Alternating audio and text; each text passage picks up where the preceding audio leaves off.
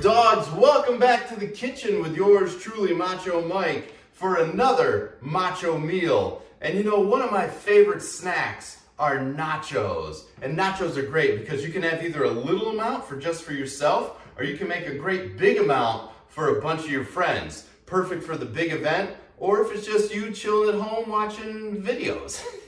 So today, I'm gonna show you how I do nachos. This is how Macho Mike does Nacho Mike. Check it out right here.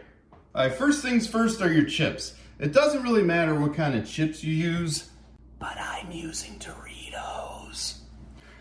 So once you got your chips set, first thing I do, I just drizzle some queso on there. Not too much, just a little bit, because queso, while it tastes good, things can get really soggy in a hurry, and you don't want to get into all that. So just a little bit of queso drizzle there. There you go.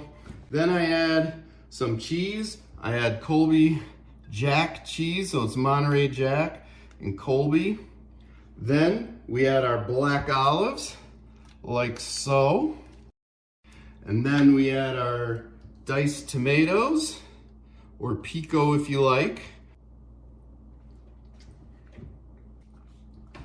And then what I do, some people add jalapenos. What I have diced jalapeno poppers. These are cream cheese filled jalapeno poppers.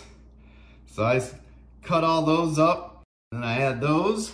And the last but not least thing that I add some macho sauce to this. And I drizzle on this macho sauce. I'm not gonna tell you on video exactly what this macho sauce is. You're gonna have to go to the website for that. All right, there you go, underdogs. And the last thing I do, if you want, I add a little bit of sour cream to this. There you go. And that, underdogs, is Nacho Mike. Have it with beer, have it with soda, have it with fruit juice. I know what I'm snacking on today. The recipe is at the website, machomike.tv, along with other videos like this.